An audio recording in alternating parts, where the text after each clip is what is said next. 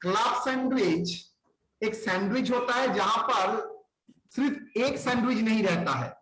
If I am wrong, Sneha class में हो मुझे बोल सकती है, जैसा ये आप लॉन्ग बोल रहे हैं, जहां पर एक सैंडविच के ऊपर और एक सैंडविच ऐड किया जाता है। मतलब नॉर्मली सैंडविच होता है इतना छोटा पतला।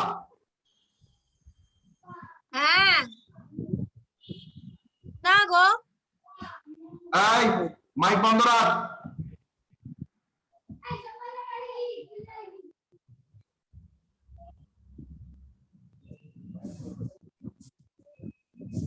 तो क्लबिंग का मतलब एक के साथ दूसरे को मिलाना ही क्लबिंग। तो क्लबिंग ऑफ इनकम के मतलब मेरे इनकम के साथ, मेरा इनकम जैसे 5 हेड में कंप्यूट हुआ है, आप लोग देख ही लिए, बिकॉज मेरा हाउस प्रॉपर्टी से लेके business income, salaries, IFOS, capital gain, पूरा ही 5 हेड हम लोग कंप्लीट कर चुके हैं। क्लबिंग में हम लोगों को देखना है मेरे इनकम के साथ और किसका किसका इनकम ऐड होगा।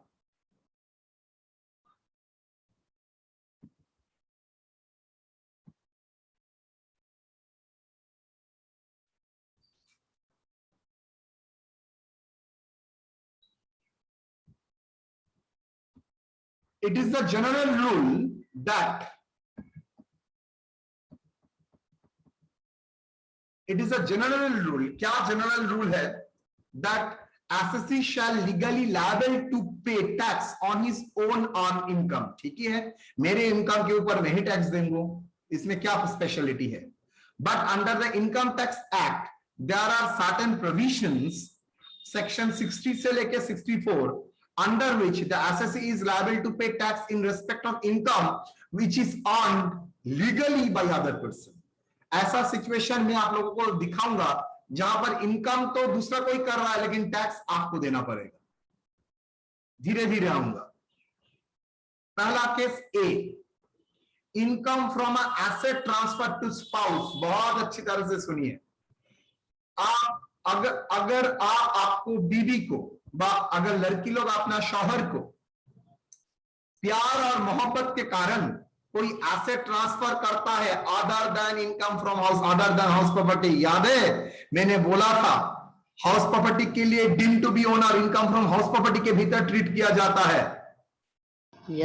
उसको छोड़ के मैंने, याद करो मैंने बोला था एक दिन डीम्ड ओनर पर आया था कोऑपरेटिव सोसाइटी, लीज रेंट 12 साल, और उसके भीतर मैंने स्पाउस को एसेट ट्रांसफर बोला था, बाद में डिस्कस करूंगा। तो हाउस प्रॉपर्टी छोड़ के एनी एसेट अगर आप आपका बीवी को देते हैं out of love and affection, आपको दिमाग में चल रहा है भाई फिक्स डिपॉजिट का इंटरेस्ट 10 लाख का मेरा जो फिक्स डिपॉजिट है वो मेरे हाथ में आएगा तो 80,000 टैक्स हो जाएगा, बिकॉज मेरा 30% रेट में टैक्स होता है। लेकिन मेरा बीवी कोई नौकरी नहीं करता, मेरा बीवी को मैंने 10 लाख रुपया दे दिया, तो उसका ऊपर जो 80,000 इनकम होगा मेरा बीवी के हाथ में टैक्सेबल होगा, तो उसके ऊपर बीवी को टैक्स देना नहीं पड़ेगा। तो मेरे हाथ में रहता तो 30% ऑन 80,000 देना पड़ता, बीवी के हाथ में रहेगा तो सर कोई टैक्स नहीं देना पड़ेगा। फिर से बोलिए ना, आवाज आपका कट रहा है। सर एक बार क्लब चलिए तो बताइए ना सर थोड़ा ऊपर वाला। क्लबिंग का मतलब है आपका इनकम के साथ दूसरे का इनकम, इवन इनकम दूसरा कोई कर रहा है वो आपके इनकम के साथ अगर आप जोड़ देते हैं, दैट इज कॉल्ड क्लब। आपका तो इनकम टैक्स होगा, उसमें क्या स्पेशलिटी है तो सिखा ही है। आपके इनकम के साथ मतलब आपका टोटल इनकम के साथ अगर दूसरे का टोटल इनकम, सॉरी आपका ग्रॉस टोटल इनकम के साथ अगर दूसरे का इनकम ऐड हो जाता है, आपका इनकम के साथ अगर दूसरे का इनकम ऐड हो जाता है, तो प्रोसेस को बोलते हैं क्लबिंग। सेक्शन 60 से लेके 64 ऐसा सिचुएशन को डील करता है।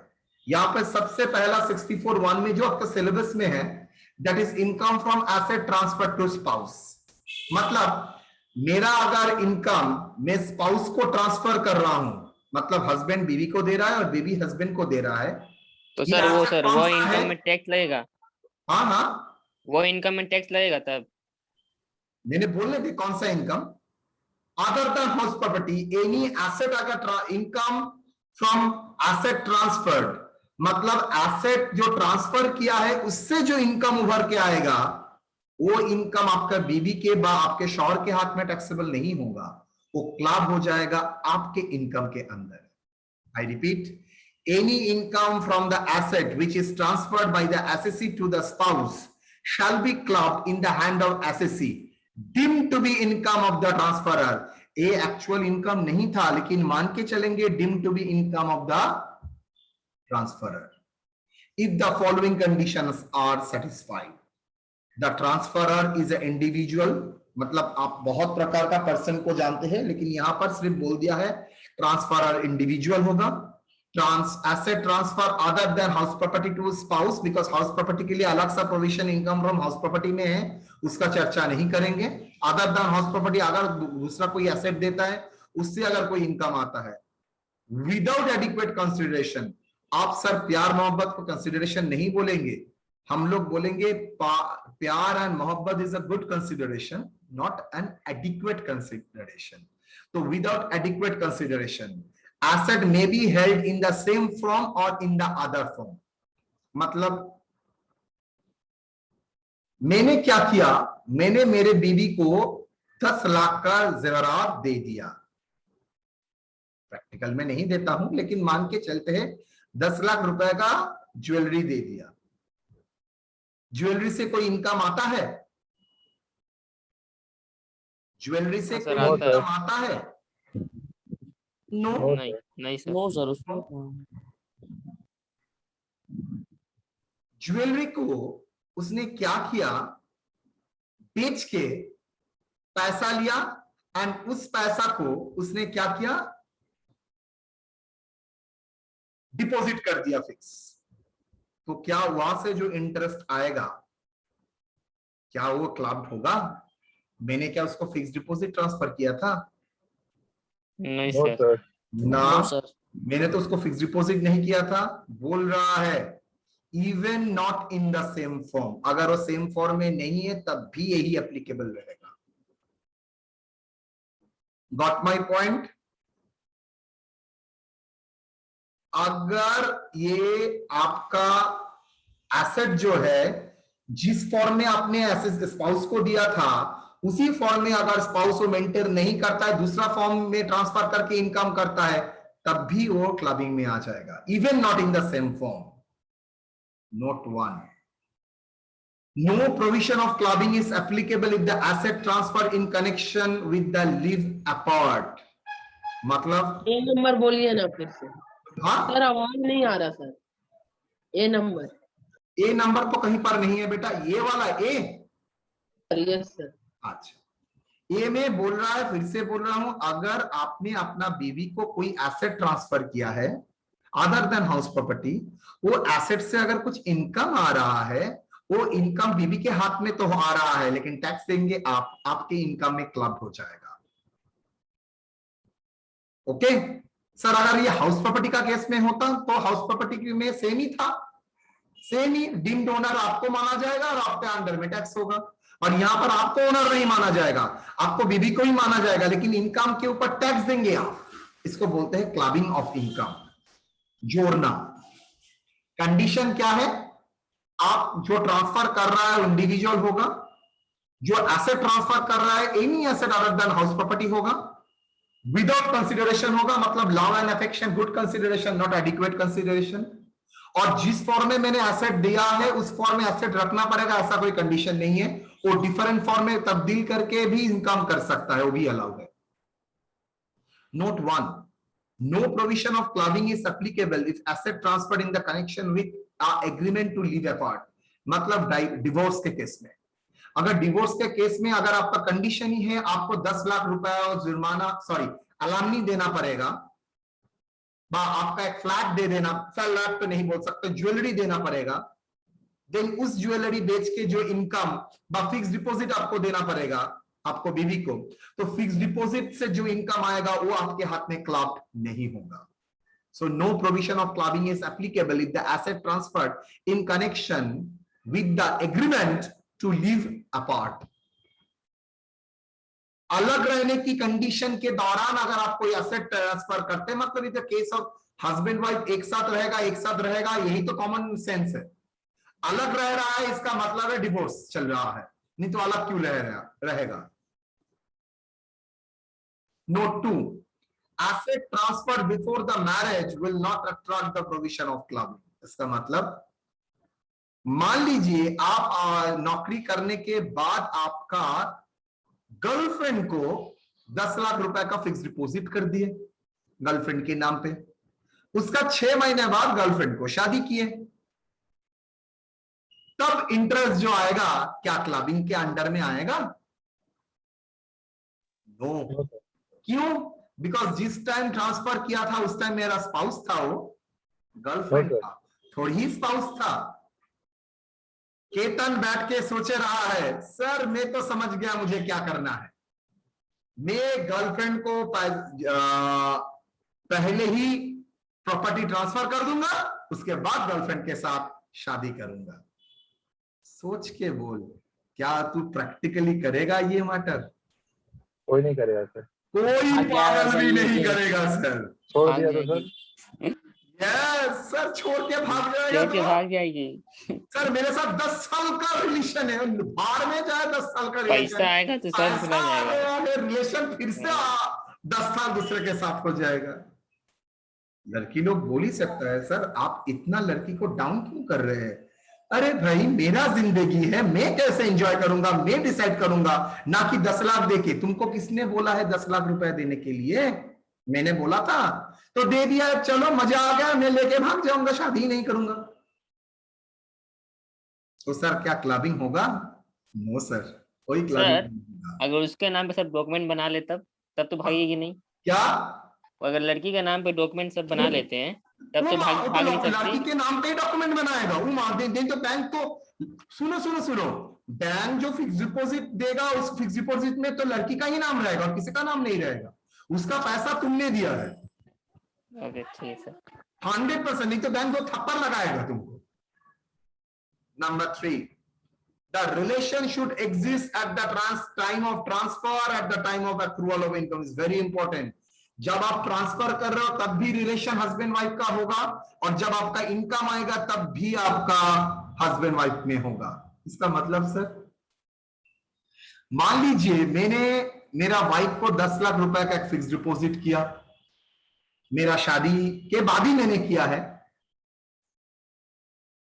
बहुत 2-3 साल हम लोग बहुत आनंद के साथ घूम रहे थे, अचानक हम लोगों के बीच तीसरा एक्स आ गया, जिसके लिए मुझे मेरे बीवी को छोड़ना पड़ेगा। तो मैंने बीवी को छोड़ दिया, इतना आसान नहीं है, गलाई दबा देगी, लेकिन मैंने मान लेते हैं छोड़ दिया। इनकम तो बीवी के हाथ में ही आ रहा है, बिकॉज फिक्स डिपॉजिट तो बीवी के नाम पे ही है। बोलिए क्या ये इनकम टैक्स होगा मेरे हाथ में? Yes sir. सर जब तक Yes, साथ sir, नहीं दे होगा। तब तक होगा।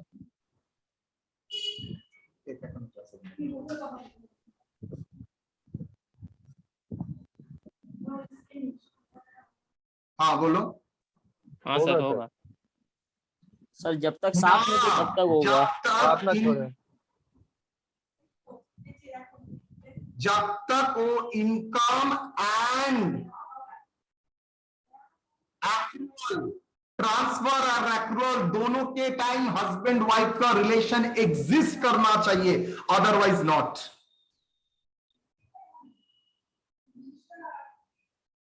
Got it? फिर से बोलिए। मतलब जिस दिन ट्रांसफर किया था उस दिन भी आपका बीबी होना चाहिए, और जिस दिन एक्रू कर रहा है इनकम उसी दिन भी आपका बीबी होना चाहिए। ठीक है? Yes sir. चलो, Amit transfer his investment in 10% debenture, rupees 4 lakh to his wife Rubina, and she earned interest 40,000। क्या होगा? क्लबिंग होगा और नहीं होगा? सर ये तो सेम ही है, बीवी को दे रहा है, बीवी का इनकम, इसमें क्या स्पेशल है? क्लबिंग होगा ना होगा? नहीं होगा सर होना चाहिए। होना चाहिए। होगा भी। कौन सा हेड में क्लबिंग होगा? कौन सा हेड में क्लबिंग होगा? Sir other source. Very good. So clear? तो क्लबिंग ऑफ तो first point is clear, income from the asset transfer to spouse. Pankaj clear है बेटा तुम्हारा? हेलो, चलो, income from a asset transfer to son's wife, मतलब अब मैं मेरे बीवी को एसेट ट्रांसफर नहीं कर रहा हूं, मेरा लड़के का वाइफ को ट्रांसफर कर रहा हूं, सन्स वाइफ मतलब मेरा बहू को। Any income from a asset which is transferred by the assessee to the sons wife shall be clubbed in the hands of the assessee, मतलब सेम प्रोविजन। मतलब यहां पर sir other than house property word बोला है ना, मतलब house property भी इसमें कवर करेगा। यस, हाउस प्रॉपर्टी सिर्फ बीवी के लिए था, डीम्ड ओनर।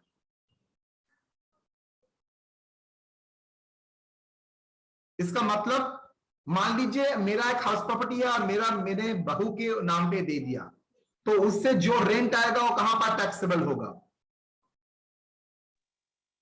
सर मेरे पास ही होगा।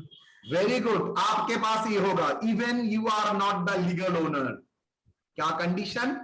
The transferor is a individual, asset transfer to the sons wife including house property, पहले एक्सक्लूडिंग हाउस प्रॉपर्टी था, विदाउट एडिक्वेट कंसिडरेशन। मैं मेरा बहू को पसंद नहीं कर सकता हूं, प्यार नहीं कर सकता हूं, तो मेरा बच्ची है, अरे भाई कर सकते हैं, it is a good consideration, not an adequate consideration.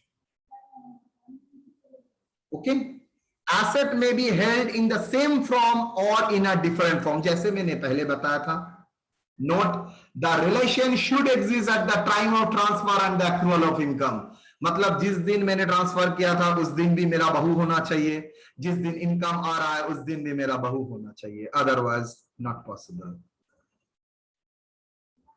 Illustration, Amit transfer his investment in 12% debenture rupees 3 lakh to his son's wife Alisha, and she earned rupees 36,000 during the year. Solution, such income of the Alisha is taxable in the hands of Amit, rupees 36,000. Yes or no? Yes, sir.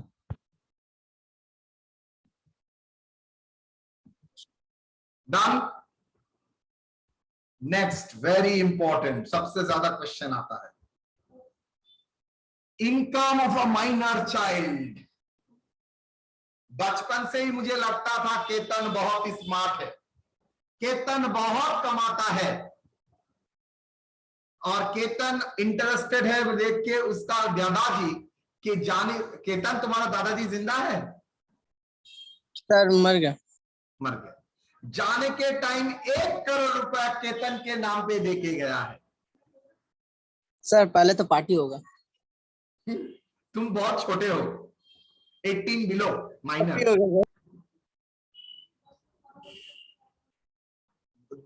भैया के गोद में घूमते हो रास्ते में, बोलो, all income of the minor shell be clubbed in the income of his parents whose total income excluding 64(1)(a, मतलब क्लबिंग ऑफ माइनर छोड़ के जिसका total income is higher. I repeat, all the income of minor shall be clubbed in the hands of the parents. Parents के हाथ में क्या होगा? Club होगा।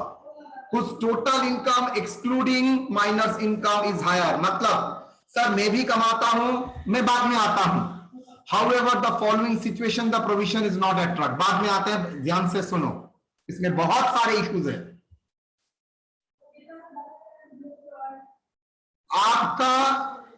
आपने क्या किया, आपके जो माइनर चाइल्ड है वो उसको किसी ने डिपॉजिट दिया था, दादाजी 1 करोड़ रुपया, 8 लाख रुपया इंटरेस्ट उसको मिल रहा है सालाना। किसके हाथ में टैक्सेबल होगा? माइनर के हाथ में तो टैक्सेबल नहीं हो सकता है, बिकॉज ये इनकम माइनर के हाथ में टैक्सेबल होगा ही नहीं। तो किसके हाथ में टैक्सेबल होगा? मम्मी और पापा। मम्मी और पापा, कौन? पापा। पापा। कहाँ लिखा है पापा is the best one, mummy is not? Sir parents के हाथ में होगा। दोनों पेरेंट्स के ऊपर जिसका पेरेंट्स का इनकम ज्यादा है, मतलब दोनों ही पेरेंट्स नौकरी करती है और करता है, एक करती है एक करता है। अब दोनों का ही इनकम आप कैलकुलेट करेंगे, जिसका ज्यादा होगा उसके हाथ में क्लब होगा। सर मान लीजिए हस्बैंड वाइफ में डिवोर्स हो गया, किसके हाथ में क्लब होगा? जिसके पास बच्चा रहता है उसके हाथ में क्लब होगा। सर मान के चलते हैं केतन बहुत इंटेलिजेंट है और केतन ने अपना टैलेंट लगा के डांस बांग्ला डांस में पैसा कमाया है। राहुल एंड केतन एंड श्रीकांत तीनों मिलके डांस बांग्ला डांस में पैसा कमाया है, बचपन से ही कमा रहा है। Actor sir. चुप कर। तो क्या होगा? ये इनकम कहां जाएगा? सर ये तो इनकम है, यस, डांस बांग्ला डांस और प्रोफेशन उसका टैलेंट से उसने इनकम किया है। अगर वो इनकम अपना टैलेंट से करता है, ये इनकम कभी भी क्लबिंग नहीं होगा। ये इनकम होगा उस माइनर के हाथ में ही टैक्सेबल। सर और एक जगह जहां पर माइनर खुद डिसेबल है, मतलब माइनर चल नहीं सकता, उठ नहीं सकता, फिजिकली डिसेबल है, तब कहां टैक्सेबल होगा? इन दैट केस माइनर का ऑल इनकम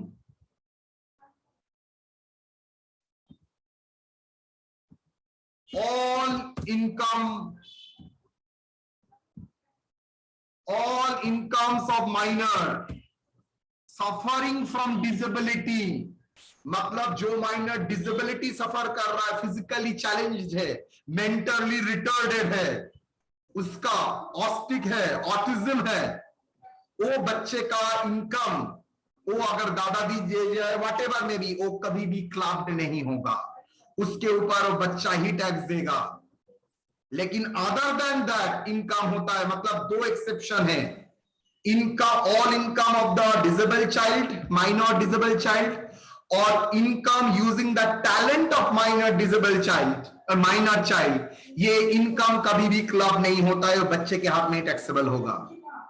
मतलब बच्चा पैन नंबर ले सकता है 100%। कौन ना किया है? अगर आधार कार्ड पॉसिबल है तो फोन नंबर भी पॉसिबल है, हो ही सकता है, नो प्रॉब्लम। सर पैन तो 18 के बाद ही मिलता है ना सर? हाँ ना, पैन में 18 नहीं ना, स्पेशल पैन होता है माइनर के लिए। तो इन दैट सिचुएशन में इनकम क्लब होगा, जो पेरेंट्स हाईएस्ट इनकम करता है उसके हाथ में, अगर पेरेंट्स सेपरेटेड है, बच्चे जिसके साथ रहता है उसके हाथ में। लेकिन अगर बच्चा माइनर है एंड वो डिसेबल है और बच्चे का जो इनकम है और जो मैनुअल वर्क से मिलता है, वो सब क्या होगा? टैक्सेबल होगा इन the hands of the minor. Okay, however the assessee with whom minor's income is to be clubbed, मतलब एसएससी जिसके हाथ में माइनर का इनकम क्लब हो रहा है, he is entitled to an exemption under section 32 rupees 1500 in respect of each minor child। मतलब अगर माइनर इन आपका है, उसका अगर क्लबिंग हो रहा है, मतलब माइनर का इनकम आपके हाथ में क्लब हो रहा है, तो सालाना आपको 1500 रुपए का एग्जेम्पशन मिलेगा। सेक्शन 1032 1500 रुपए का एग्जेम्पशन मिलेगा for each minor child. Sir yes sir, अगर उसका दादाजी उसको पैसा छोड़ के जाते हैं और उसका पेरेंट्स भी उसको छोड़ के चला जाता है, तब कौन टैक्सेबल होगा? पेरेंट्स छोड़ के जाते हैं, मतलब सर, मतलब मान लीजिए डेथ कर गया, पेरेंट्स भी नहीं है, तब कौन टैक्सेबल होगा? देन उसका लीगल गार्जियन जिसका नॉमिनी है। याद है representative SSC? Yes sir. Yes sir. याद करो, Yes, sir. First class representative Yes, SSC. तो रिप्रेजेंटेटिव एसएससी होगा। सर बोलो। सर जो केतन डांस बंगला डांस से इनकम किया वो किस हेड में जाएगा सर? प्रोफेशनल होगा आईएफएस या? IFS IFS. सर वो तो मैं डांसर आप है। लोगों को एक चीज बार बार तुम लोग सवाल करते हो, तुम लोग एकदम दिमाग में स्क्रू की तरह घुसा लो। If you are maintaining regular books of accounts then ही वो पीजीबीपी हेड में जाएगा, नहीं तो ऑलवेज अदर सोर्स और रेस्पेक्टिव जो सोर्स है। मतलब किसी का हाउस बिल्डिंग का इनकम अगर उसका बिजनेस है और बुक्स और अकाउंट्स भी मेंटेन करता है तो हाउस प्रॉपर्टी हेड में नहीं जाएगा, उसका बिजनेस इनकम में जाएगा। अगर वो regular books of accounts maintain करता है तो आपको जब तक दिखाना अपना- पड़ेगा मेरा वो रेगुलर बुक्स ऑफ अकाउंट्स है।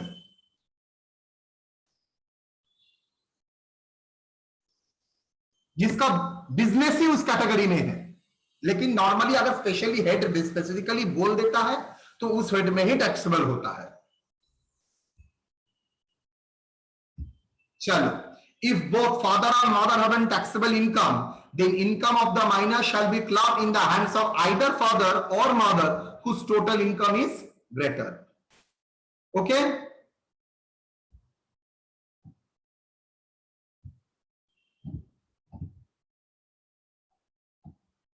चलिए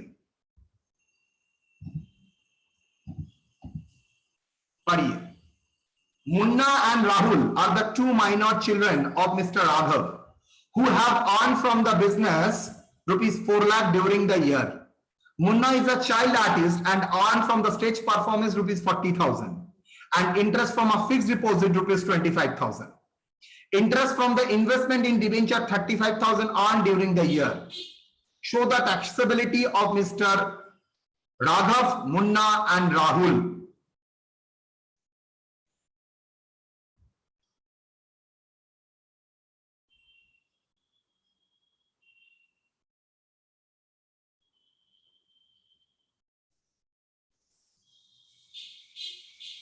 मुन्ना एंड राहुल दो बच्चा है राघव का। राघव का खुद का 4 लाख का इनकम है और मुन्ना जो चाइल्ड आर्टिस्ट है 40,000 मिलता है और उसको और एक भी पैसा मिलता है fix deposit 25,000। Interest from a investment 35,000 earn during the year by Rahul. Taxability दिखाना पड़ेगा for the previous year 2021. Note 1. Munna is a minor child artist. His income from stage performance will be taxable in his hands. Naturally, manual work, talent से अगर income होता है उसके हाथ में taxable होगा. However, interest income from the fixed deposit 25,000 will be clubbed with his father income under the head IFOS. Similarly, note 2. Rahul is a minor child artist earned from his income from debenture 35,000 will be clubbed with his father income. तो राहुल जो कि minor है and interest earn कर रहा है from investment from debenture rupees 35,000 will be clubbed with his father's income under IFOS. तो क्या होगा?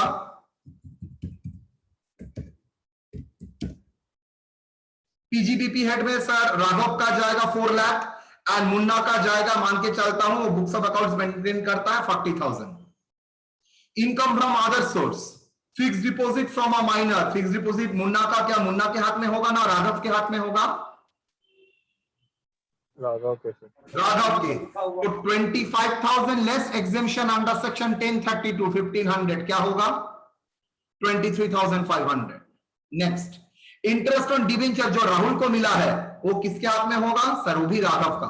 35,000 लेस एग्जेम्पशन 1500। सर एग्जेम्पशन 2 बार क्यों दिया? मैंने बोला था 1500 पर child per annum.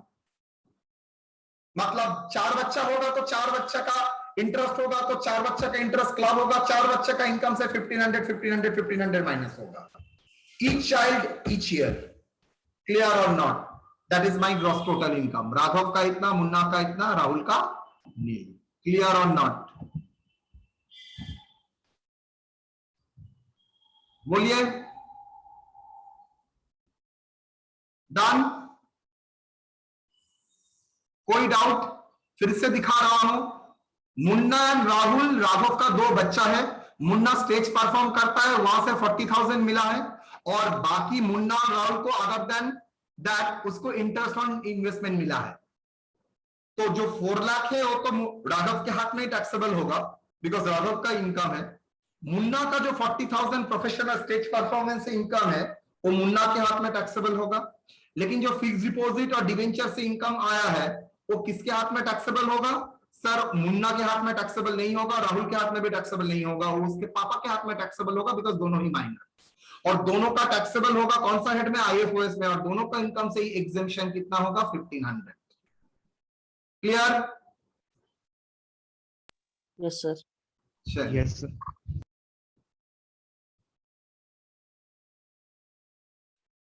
Anand and Ohana are the minor son and daughter respectively of Mr. Amajit Basu and Mrs. Ananya Bose. Business income of Mr. Bose is 5 lakh and salary income of the Mrs. Bose is rupees 7 lakh after deduction, matlab after standard deduction. For the previous year 2020-21, income of Anand and Ohana from the stage performance as a child artist during the previous year 2021 are 1,30,000, 1,40,000 respectively. Amajit, Ananya, Anand and Ohana have earned interest on income from fixed deposit in the bank 20, 30, 40, 60 respectively in the same year. Compute the taxable income of all of the three for the assessment year 2021-22. Problem को अच्छी तरह से पढ़ो, problem को अच्छी तरह से पढ़ो, गौर से पढ़ो।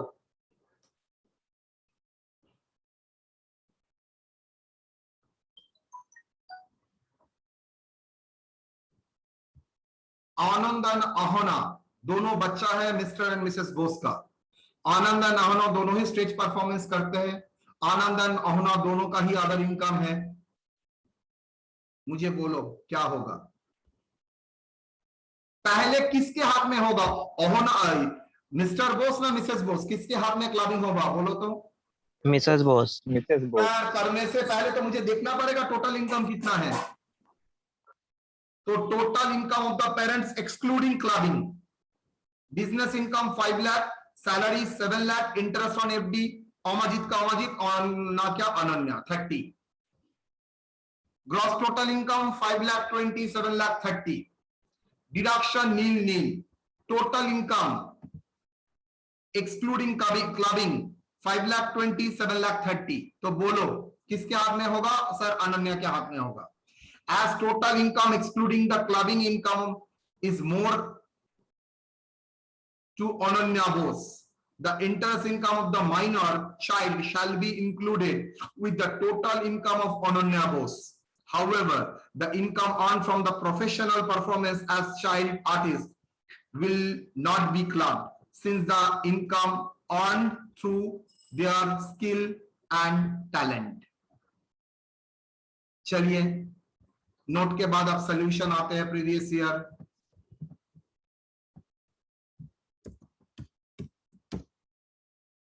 चारों का नाम लिख दिया। Profits and gains from business and profession, business income 5 lakh, professional income Anand का 1,13,000, अहोना का 1,40,000। यस और no? Yes sir. 1,30,000 and 1,40,000 Anand and अहोना।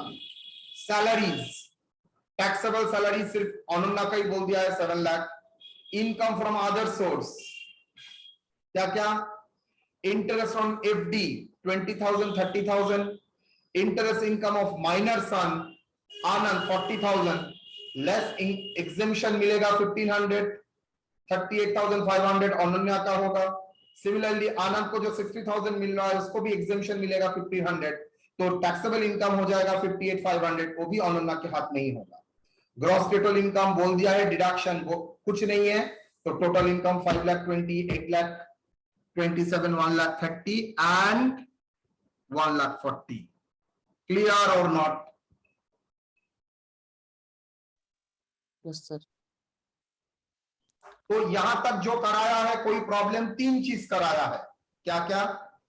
एक मेरे बीवी को कोई एसेट ट्रांसफर किया, उससे income other than house property.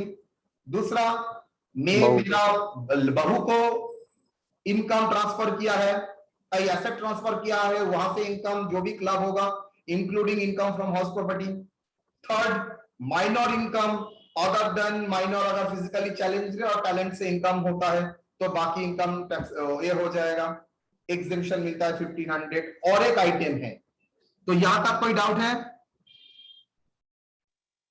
No sir. यहां तक कोई doubt? Clubbing of remuneration receive by spouse.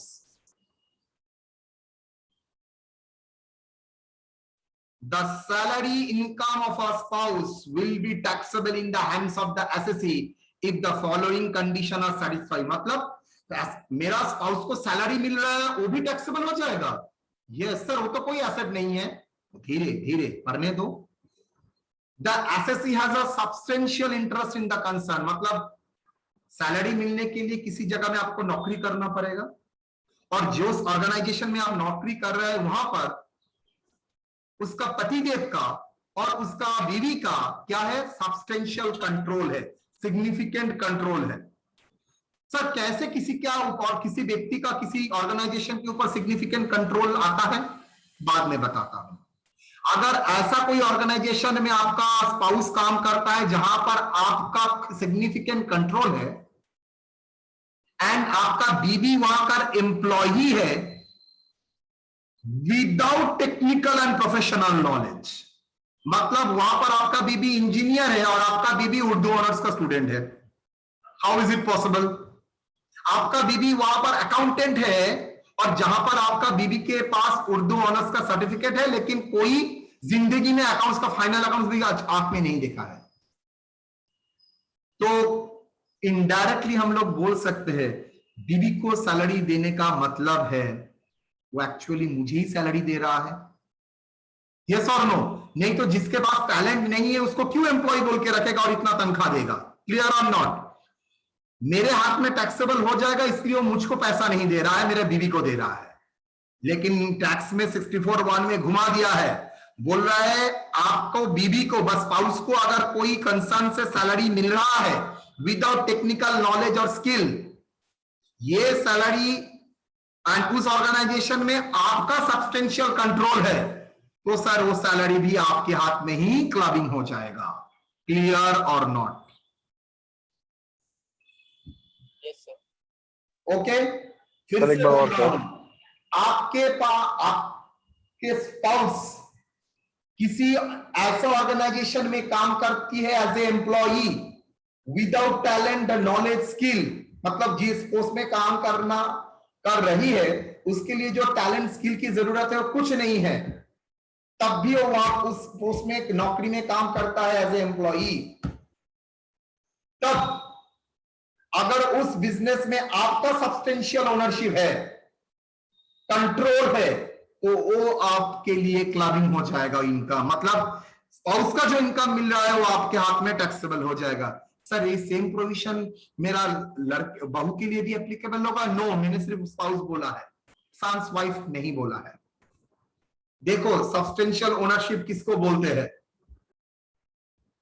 The एसेसी individually or along with the relative holding 20% equity share of that company or 25% in the share of profit, मतलब जिस company में आप काम कर रहे हो अगर कंपनी है तो उसका 20% इक्विटी शेयर आपका हस्बैंड होल्ड करता है या आपका वाइफ होल्ड करता है, और अगर आपका कंपनी नहीं है किसी पार्टनरशिप फर्म में काम करते हो तो आपका 20% वोटिंग राइट है डिविजिबल प्रॉफिट में, मतलब शेयर ऑफ प्रॉफिट में 20% राइट है।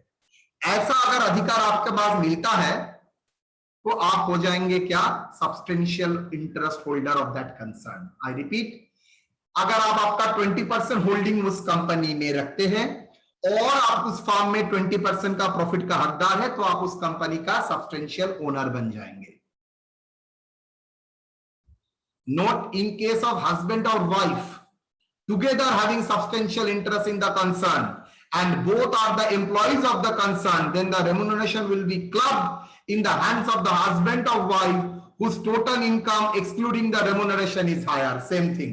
अगर सर हस्बैंड वाइफ दोनों ही काम करता है और दोनों को ही सब्सटेंशियल ओनर है, 20% बोला है तो हस्बैंड का भी 20%, वाइफ का भी 20%,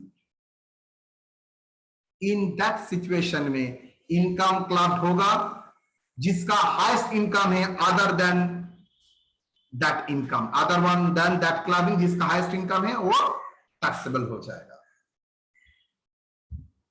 इलस्ट्रेशन,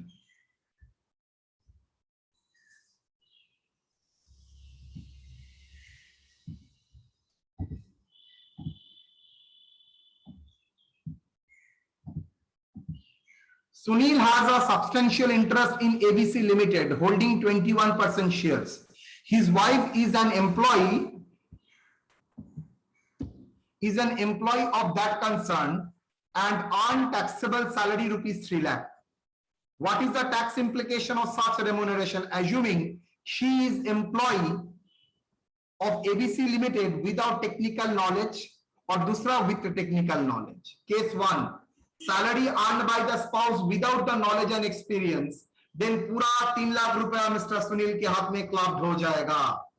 लेकिन केस 2 में जहां पर वाइफ का टेक्निकल नॉलेज एंड एक्सपीरियंस है तो 3 लाख किसी भी हाल में सुनील के हाथ में टैक्सेबल नहीं होगा, वाइफ के हाथ में टैक्सेबल होगा, बिकॉज वाइफ नौकरी कर ही सकता है, लेकिन विदाउट टैलेंट और स्किल उस पोस्ट में काम कर रहा है, मतलब आपका इंफ्लुएंस है। ठीक है, एक नोट फॉर एग्जाम मैंने दे दिया है। For clubbing income shall be computed as per income tax provision applicable for respective heads of income, मतलब जो इनकम क्लब करा रहे हो वो इनकम का जैसा रूल एप्लीकेबल है उसी का बेसिस में आपका कंप्यूट करना पड़ेगा, उसके बाद ही क्लबिंग हो सकता है। After such computation the income will be club, मतलब पहले नॉर्मल कंप्यूट करने के बाद वो क्लब कर देंगे। Next, clubbing is to be made headwise, मैंने बताया है, इंटरेस्ट है तो IFOS, हाउस प्रॉपर्टी है तो हाउस प्रॉपर्टी हेड, जिसका जहां पर बोलेगा। Clubbing of income includes clubbing of loss computed under any head. मैं बार बार इनकम बोल रहा हूं, इसका मतलब ये नहीं है पॉजिटिव इनकम, नेगेटिव इनकम भी यही हेड में टैक्सेबल होगा, मतलब माइनस। अगर लॉस है वो भी क्लब होगा, मतलब प्लस के जगह माइनस हो जाएगा।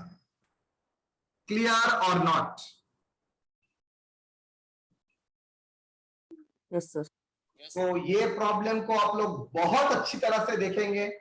कल इसके ऊपर कोई सवाल है तो आप लोग ध्यान से पढ़िएगा, वेरी वेरी इंपॉर्टेंट।